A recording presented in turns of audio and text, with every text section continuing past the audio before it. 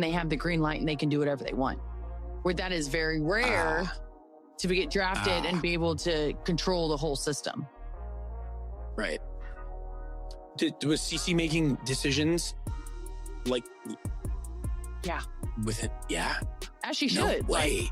As she should, but I also think that go ahead. That's crazy. Sophie Cunningham just dropped a nuclear bomb on the WNBA. The Phoenix Mercury star confirmed what everyone suspected, but nobody dared to say out loud. Caitlin Clark didn't just disagree with Stephanie White's coaching system. She had to tear it apart piece by piece just to play basketball the way she knows how.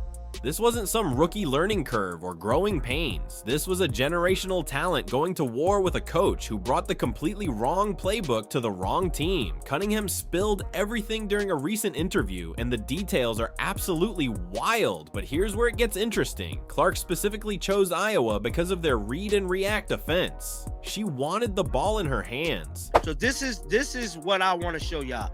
This right here. So this is what Caitlin Clark said, and I shared this before.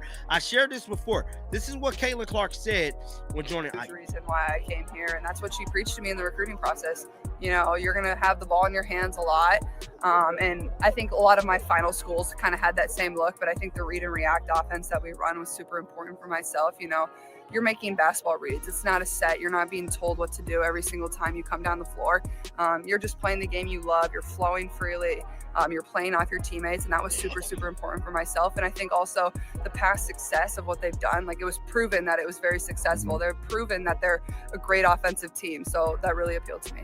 She wanted to flow freely without being micromanaged on every single possession. That's exactly what she told reporters when she committed to the Hawkeyes. Clark said she wanted an offense where she could make basketball reads instead of running rigid sets. She didn't want to be told what to do every time she touched the court. The freedom to play the game she loved was everything to her. Iowa proved their system worked by becoming an offensive powerhouse. Now get this, Stephanie White knew all of this before she took the Indiana job. She watched Clark average 19 points and 8 assists at Iowa. She saw the logo threes, the full court passes, the chaos that absolutely destroyed defenses. It is very interesting to see how that they have.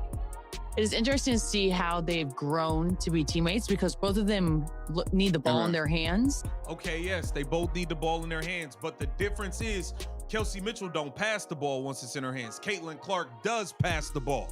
Caitlin Clark led the league in assists. What are we talking about here? What are we talking about?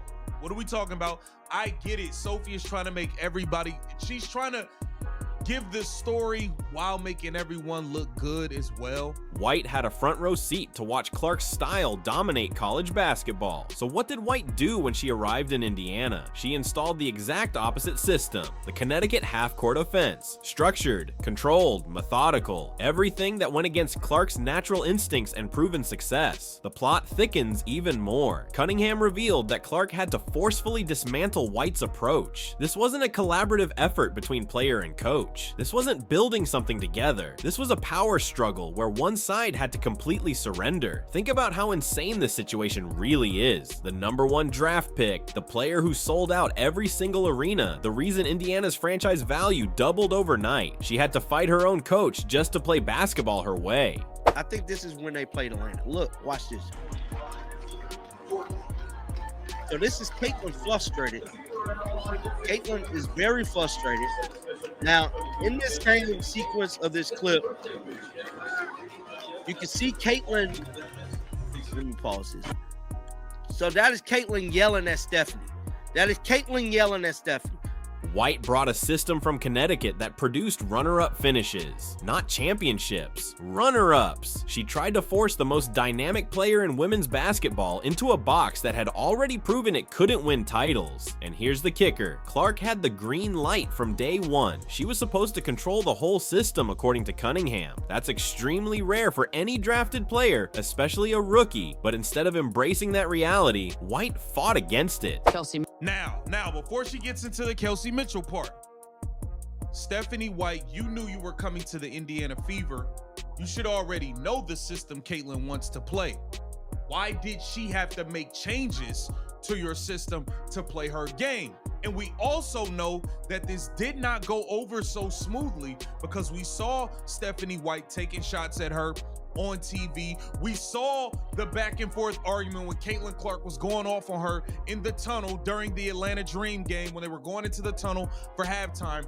We saw the disconnect was obvious from the start. White called Clark's incredible shots hero ball, but never criticized Kelsey Mitchell's isolation scoring. The double standard revealed everything about White's real feelings toward Clark's style. This story gets so much deeper and more explosive. The behind-the-scenes drama, the public confrontations, and the proof that White's system was doomed to fail from the very beginning.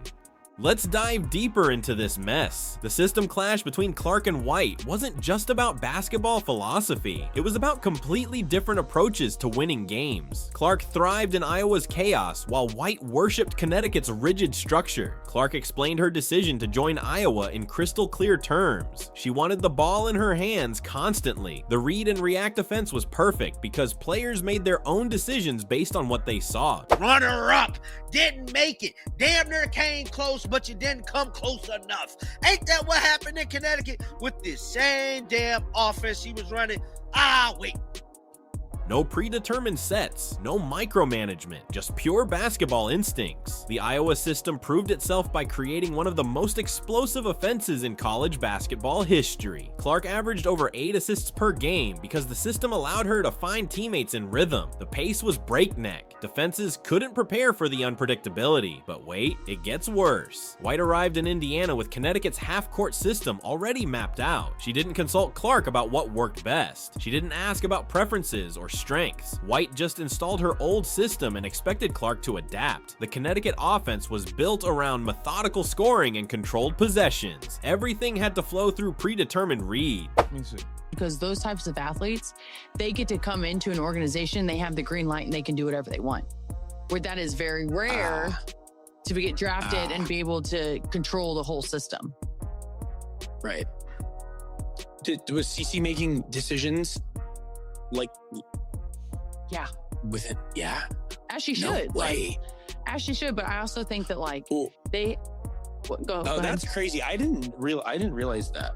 She's just young. I just didn't think that. But when you have a generational Thing. talent like that, she should have a lot to say of the system. Players couldn't freelance or make split-second decisions. The pace was deliberately slow to minimize turnovers. Not only that, White actually moved Clark to small forward for entire games. Not just a few possessions here and there. Complete games where the best point guard in women's basketball played away from her natural position. Imagine benching Stephen Curry's ball handling skills to make him a spot-up shooter. Mitchell averaged 2.1 assists per game, while Clark led the entire league with 8.4 assists. These weren't two players who both needed the ball equally. This was one pure scorer and one complete offensive engine. White treated them as interchangeable pieces instead of building around their different strengths. The system forced Clark to run off screens constantly. She became a catch-and-shoot player instead of the primary initiator. Her usage rate dropped because White wanted balanced offensive contributions from multiple players. Here's what nobody talks about. White's Connecticut system had already failed to win a championship. The Huskies reached runner-up status multiple times, but could never get over the finish line. The system was good enough to compete, but not good enough to win titles. White knew her system's limitations before arriving in Indiana. She watched Connecticut fall short repeatedly with the same offensive approach, yet she still chose to force Clark into that proven failure instead of adapting to her generational talent. Clark's frustration was visible during games. She would wave off plays and create her own shots out of necessity. White interpreted this as insubordination instead of recognizing that her system was wasting elite talent. The irony is unbelievable. White criticized Clark's long-range shots as irresponsible, while those same shots had made Clark famous. The logo threes that demoralized opponents became problems to solve instead of weapons to unleash. This brewing conflict was about to explode in the most public way possible during a game against Atlanta. Then came the explosion everyone saw but nobody could explain. The Atlanta Dream game became ground zero for the Clark-White feud. What looked like a simple sideline discussion was actually Caitlin Clark reaching her breaking point with Stephanie White's suffocating system. Video footage shows Clark yelling directly at White during a timeout. Her body language screamed pure frustration. Watch her jaw clench and see how she turns away mid-conversation. This wasn't strategic discussion between player and coach. This was a generational talent talent erupting after being caged for months. Get ready for this bombshell. Sources close to the team confirmed Clark had touched the basketball just twice in 4 minutes during that stretch. 4 entire minutes where the league's assist leader was reduced to standing in the corner watching teammates struggle through White's rigid sets. The Connecticut system was in full effect during those painful minutes. Predetermined reads, slow development, methodical execution, everything that made Clark special was completely neutralized. She was basically a spectator in her own offense. But the story gets even crazier. White's response to Clark's frustration wasn't to adjust the system. Instead, White doubled down on her approach. She defended the Connecticut offense publicly and criticized Clark's shot selection in press conferences. White called Clark's incredible range hero ball, while never using that term for Mitchell's isolation scoring. The double standard was obvious to everyone watching. White wanted Mitchell as her primary option because Mitchell fit the Connecticut model perfectly. Mitchell was a methodical half-court scorer who didn't push pace or create chaos. She executed sets exactly as designed without freelancing or making unpredictable decisions. White could control Mitchell's impact completely. Meanwhile, Clark represented everything White couldn't handle. The 38-foot daggers that broke opponents' spirits, the full court passes that created easy transition buckets, the logo threes that shifted momentum instantly. Every weapon in Clark's arsenal got labeled as a problem instead of a solution. White publicly criticized the very shots that made Clark famous. The range that had college defenses terrified became irresponsible shot selection in White's system. The creativity that broke down elite defenses became undisciplined basketball. And here's where it gets really ugly. White forced Clark to play within structures that minimized her greatest strengths. The pace slowed to a crawl. The ball movement became predictable. Defenses could prepare for Indiana's sets because everything was predetermined. Clark's assist numbers were still elite because her vision was impossible to completely suppress. But her usage rate dropped significantly as White distributed touches among multiple players. The engine that powered Iowa's offense was running at half capacity. The Atlanta confrontation marked the exact moment when Clark decided she was done asking permission. She stopped following White's rigid guidelines and started taking control of possessions regardless of what the clipboard said. What happened next changed everything. The transformation was immediate and dramatic once Clark seized control of the offense. Here's where the story takes a wild turn. After the Atlanta explosion, Clark stopped asking for permission and started taking what was rightfully hers. She waved off White's plays, seized control of possessions, and ran her own offense regardless of what the sideline was screaming. The transformation was absolutely stunning. Clark's usage rate spiked immediately. Her assist numbers jumped even higher. The pace of Indiana's offense accelerated to levels White had been desperately trying to prevent all season long. Guess what happened when Clark finally got to play her way? The Fever went on their best stretch of basketball all season. They looked completely unstoppable when Clark was allowed to orchestrate the offense without White's rigid restrictions holding her back. Suddenly, Indiana resembled the Iowa team that had taken college basketball by storm. Fast breaks materialized out of nowhere. Long-range bombs started falling consistently. Teammates got easier looks because defenses had to respect Clark's complete range of skills. But here's the most damning evidence. The Fever made the playoffs and battled through multiple rounds, looking more dangerous with each game. They reached the finals while playing Clark's style of basketball instead of White's proven failure system. Clark's read and react approach created the offensive flow that White's Connecticut system had been strangling. Players made decisions based on what they saw instead of following predetermined scripts. The basketball looked natural and fluid for the first time all season. Not only that, Clark's teammates started thriving in ways they never could under White's rigid structure. The ball movement improved dramatically because everyone could make reads instead of waiting for specific cues to execute memorized actions. Mitchell actually benefited from Clark's control because the pace created better scoring opportunities. Fast breaks and early offense gave Mitchell cleaner looks than the half-court sets White had been forcing. The two stars complemented each other perfectly when Clark was allowed to set the tempo. White's system had been creating artificial competition between Clark and Mitchell by rationing ball handling responsibilities.